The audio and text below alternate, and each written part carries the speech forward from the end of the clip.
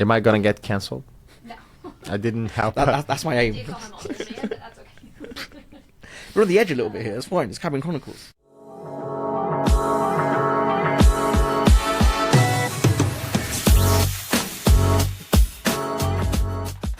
Hello. Welcome to the first episode of Cabin Chronicles, a podcast by Nuvu, discussing all the behind the scenes of IFE and connectivity.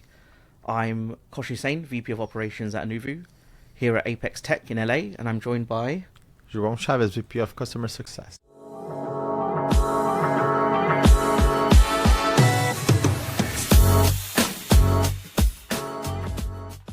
Okay, Charles. So reflections for 2025, an interesting year for everyone. But one thing that surprised you. One thing that surprised me in 2025 was, from an industry perspective, how conversations have evolved. I think that was super interesting. Although, and we're here in LA for Apex Tech, really cool expo to attend. But I feel that even though conversations have evolved and we are talking future, I feel the answers are not there yet, and as a community, we haven't gotten there. But that was one thing that surprised me positively in 2025, how we were able to talk more about future, talk more about innovation as an industry. So that was fun. Cool. What about you? Yeah, something that surprised me. I mean, generally, I would say the similar the forward thinking that we've had, especially with our customers that we have here at Nuvu, really looking ahead.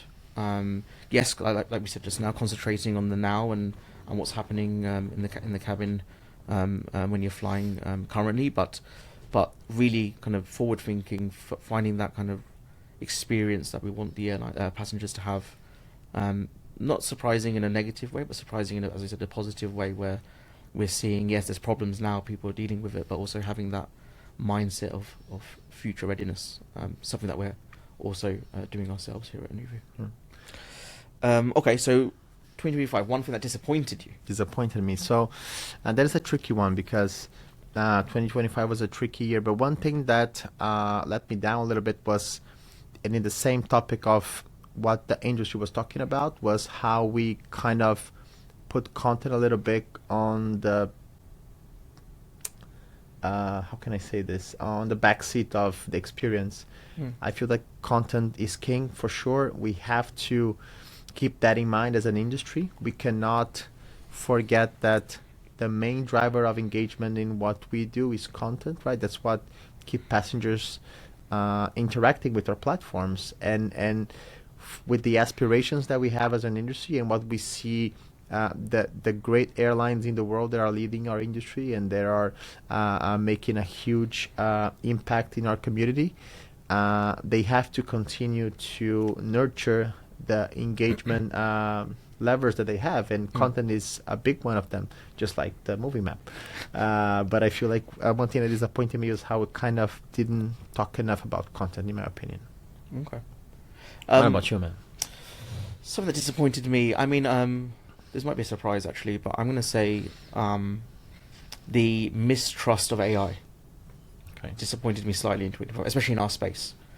Again, AI buzzword, lots of stuff going on, but here at Nuvu, we've really tried to, as you know, find the right partners, find the right points in the supply chain that would benefit not only obviously us, but the airline, the OEM, the studios. And I think not mistrust, but there's been a misunderstanding on the AI side. I think there's companies that are doing things incorrectly and bypassing quality, etc. But the ones we're working with, really concentrating on that final product, learning, speeding up processes, ultimately for the benefit of everyone. The advancement wasn't there for me in 2025, but I'm hoping 2026 we can really change things and start to bring more partners to the table. So maybe building on top of this, what have we missed as an industry? So because it's painful to hear that AI was a letdown in an industry that's already super legacy, right? So what have we missed as an industry? I think knowledge, really, in terms of, or knowledge sharing, I'd rather say, rather than knowledge. It's, and this on our part as well, we need to make sure we're talking about it in the right way, really explaining the granular. As I said, you can say AI and it's thrown away as a buzzword, but really trying to explain what it's doing and how it's protecting content, but also advancing on supply chain and processes. I think more people talking about it, providing more information, getting together in a room and describing what this product does. I think we need to do more of that this year, and that's something that I've asked my team to do and really go out and spread the knowledge that we have about AI. Okay, still sticking to 2025. One thing that you, your team, and the company had to react to quickly in 2025. That's a good one. So definitely year of quick reflexes at Anuvo. I think one thing that we had to adapt real quick was demand, right? So I think our company has grown quite a bit, especially over the last year. Just a little bit, yes.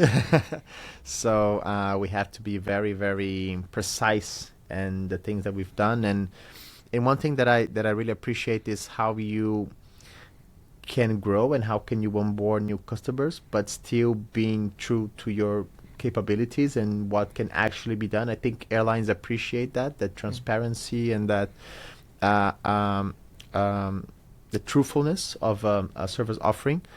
And that was one thing that I believe we did actually really well last year, adapting to the growth. Yeah. What about you, man? Yeah, just adding to that. I mean, on the same line, really.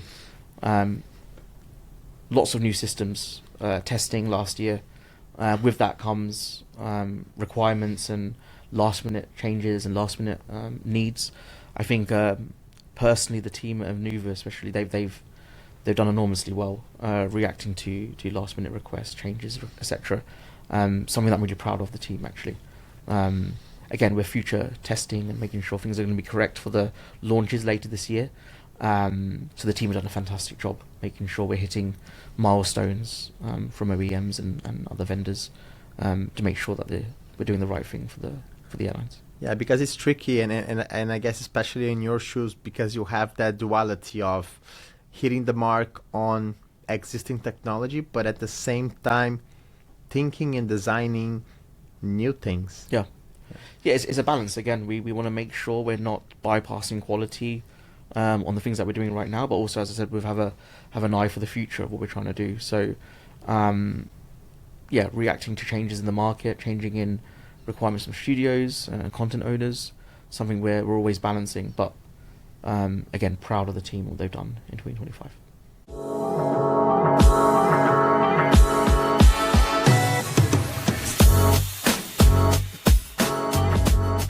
Hey, Kosh, now you travel often. Yes. I gather, right? Yes, I do, just a little bit. So how has your own travel shaped how you think about your work? Super important, actually. I think traveling, understanding the product and the services, traveling short haul, small journeys, long journeys, really helps you understand what the airlines are trying to achieve.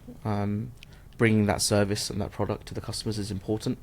So when I'm into meetings and discussing with my team and what we're trying to do for the airlines, we really understand the passenger, because you're a passenger yourself. Yeah.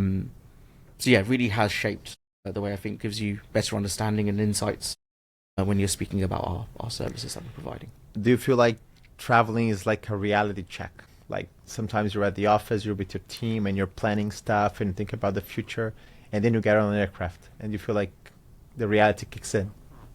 Absolutely. I mean, it's also a great way to actually see what you've been working on for months, and you get to experience that final product or service. So I think absolutely it's a great way to really understand what the airlines are trying to achieve and helping them achieve that, of course.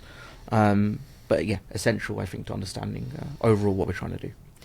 And for someone that's actually designing IFAC, if you were designing it based on your own travel habits, what would that look like, and what would you prioritize?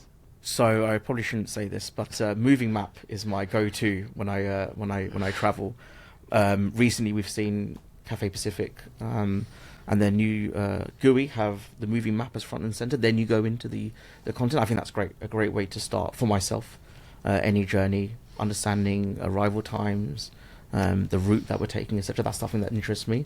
And then once we're relaxed, I can go into the content and pick all the the great content that's available? In my opinion, I think travel has shaped how I think about my work in the sense that you try not to be too delusional when you're actually thinking solutions, right? Yeah. Because I think it's very safe to kind of envision a future that you get stuff done simpler. That's not how aviation works. There's a lot of testing and there's a lot of restrictions that you have to consider in whatever it is that you're designing. And I think that to be accurate and to be relevant for a traveler, I think you have to consider these restrictions in. Otherwise, you're not really making a difference, and maybe you're creating products that are set to fail. So I think that that's a little bit of how I think, because ultimately we have a variety of customers and they have an immense variety of products, right? And these products, they have their own restrictions. So you have to keep an eye in the future. Of course, you have to think about the future, but you also have to change the experience today, right? I completely agree. Finding that balance is important. I think that's what we're trying to do here at Nuvu, speaking to our customers. Blue sky is great, and future thinking, of course. We need to be ready for innovation and future experiences. But like you said, we need to know about what's happening now, what's happening at 35,000 feet, what's going on, and being able to travel helps with that. Yeah. So let me give you one example. The other day I was traveling back from my hometown in Brazil, and I was traveling back to Spain where I live, and there was this gentleman in front of me.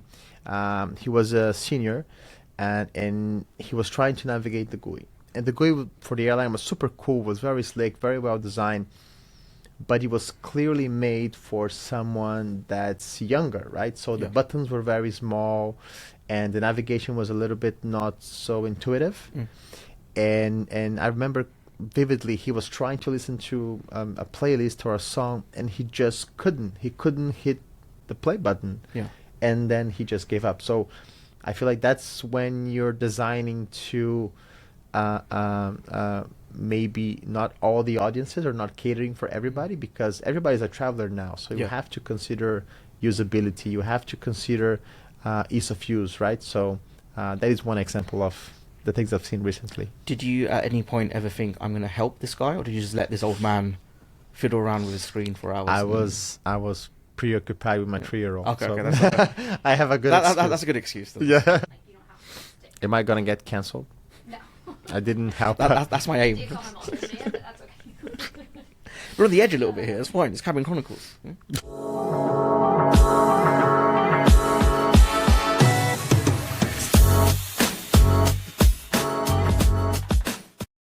All right, that's fast. Tell me. You gotta answer fast. I will. Okay, don't hold back. Window or aisle? Aisle. Why? Aisle. I like to. Wait, can I start again? It's actually window. I don't know why I said aisle. I panicked. I panicked. I picked the first one. All right, I'm gonna give you one more shot. Give me one more shot. Try again. All right, let's go. Window or aisle? Window. Window Why? for me. I like to look out the window. If I need to go somewhere, I'll tell the people to move. No issues. For me, aisle all the way, man. I like my freedom. True. You can put your. I like legs to out bother and, the crew. The with crew my have to feet. tell you to move all the time. Yes. Okay, that's fine. Comfort rewatch or something new? Comfort rewatch. Lord of the Rings, Two Towers. Put that on. Leave it. What about movie map? Picture in picture. That's what I do. Nice. Future thinking. How about I like something new, man. Yeah. Something new. Yeah, because I don't got a lot of time to watch stuff at home, so It's like your only chance to. yeah, have to some really time. Yeah. explore. I get that. Try to have a conversation with Simon after it. Movie you always fall asleep to? Never fall asleep on planes. Never. Never. Never ever. I'm locked in, waiting to see the customer once I land. Yeah. Okay. Never sleep. You're just enjoying the experience. Yeah. Also, I just love the IFE. You know. Yeah. Nice. How about yourself? I have a weird thing because I fall asleep all the time, but if I pause the content to actually fall asleep, I can't You sleep. can't. Yeah. You need it playing in the back or in front of you. Yeah, it's weird. And then the captain will say something, it will scare me. Lounge or straight to the gate? Lounge. Why? Champagne. Nuts. Glamour. Wait for my name to be called last minute. Running to the gate. That's Yeah. That's my normal practice that I have. I'll go to the gate. You go to the gate? I'm scared they will leave me. You're one of those people. To the gate 30 minutes before. Yes, that's me. Okay. That tells you a lot about the person. Yes, unfortunately, yes. One item you overpack every time. Oh, for me, hair products. Hair I products. pack a lot of stuff. I don't use it all, but I like having it just in case I need it. But yeah. But don't they explode when you're in your Yeah, they're the suitcase? small little travel Small, ones, okay, yeah. yeah, organized. An yeah. array of them that I have. Okay. For me, it would be, I don't know, sports shirts. I always think I'm going to go to the gym, and I never do. Yeah, saying this, I've stopped now, but packing gym stuff is a waste of space. It's already a ritual for me, so I pack them and Untouched. yeah. Worst jet lag city. Yeah, this way, coming to LA from London. Not jet lag, but it's tough. Yeah, it's rather tough. than going Hong Kong or Yeah, outside. for me as well. It's always like 3 a.m. wake ups Yeah. and yeah, stuff.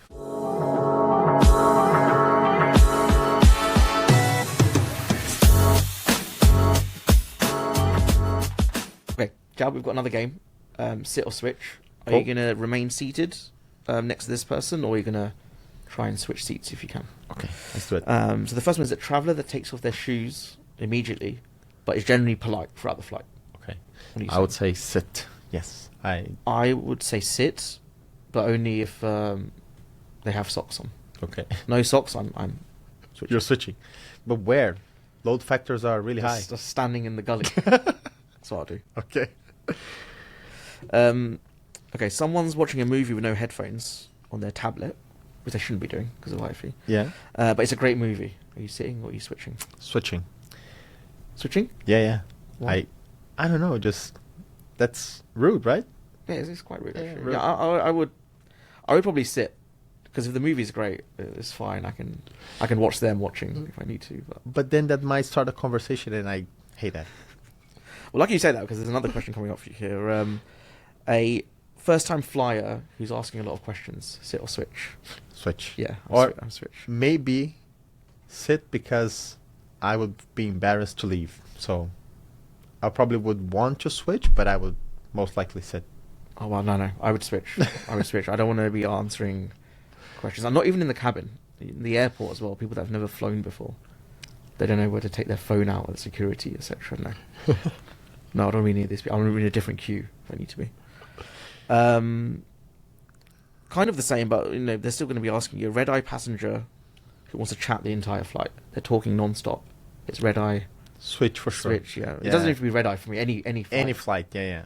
I want my own time and space. Yes, because I've planned my entire trip, like what I'm going to do, what I'm going to watch, what I'm going to listen. Yeah. And like I want to stick to the plan. Yeah, I don't want me watching the moving map to be disturbed by someone trying to talk to me. Yeah. I just want to concentrate on moving maps. So this last time was weird. Like this was before the crew served the meal, and this lady next to me, she was traveling alone like me, and the crew gave her like a pre-ordered meal that she didn't order.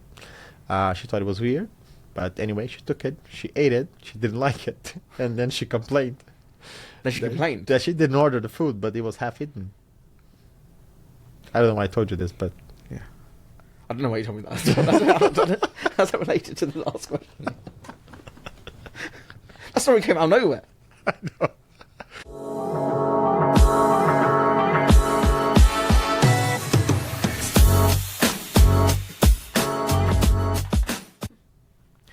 All right, Kosh, new segment before we land. So, what does a great flight feel like for you?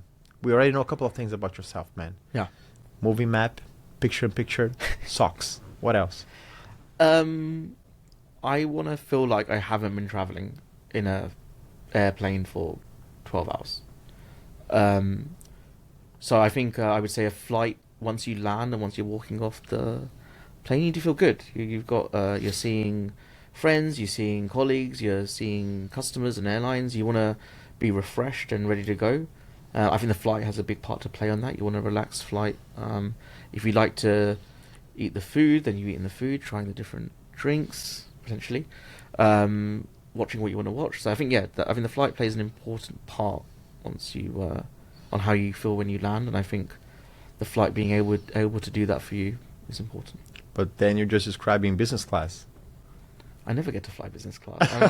I'm in economy with all this stuff. No. I mean, you know, on a longer flight especially, you don't want to be traveling 12 plus hours and feel bad once you land, and you feel tired and horrible. So I think any flight where you're relaxed and you're enjoying the movies, you're enjoying the food and the environment, always helps. How about yourself? I feel the same, but I mean, I like those flights where you get so entertained with what you're doing that time really flies by. So that for me is a great flight. If I get to sleep and rest, that's good, but that's not usually the case. But whenever I get to be really locked in whatever it is that I'm doing, especially if it's like I'm discovering like a great movie or a great TV show.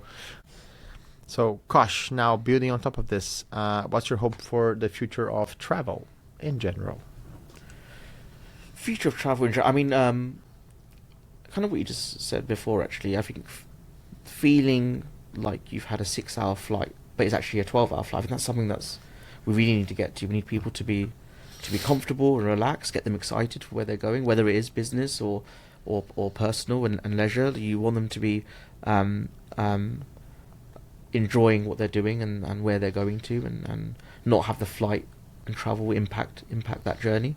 For us personally, we want to make the experience the best it can be for a passenger from what we control in terms of the IFE and the experience that they have.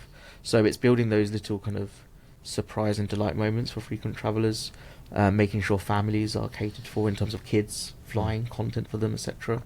And people discovering content. Content is king, as you said. That's what we believe here. We want to make sure people have access to that content. So yeah, that's something I see as a future of travel. Cool, man. That's good. But one thing that I try to think about is how I really want travel to continue to be accessible for many. So the other day I was looking at some numbers from IATA and how the number of transported passengers a year are really growing, and for me that's a great metric on how travel is becoming more and more part of everyone's lives. Just from my own experience, like getting out of my hometown and going to different countries, different cities, just really open up like the cultural baggage that I've acquired throughout the years. So for me, that's one of the things that I really hope for the future of travel, just to be more and more accessible for everybody, actually.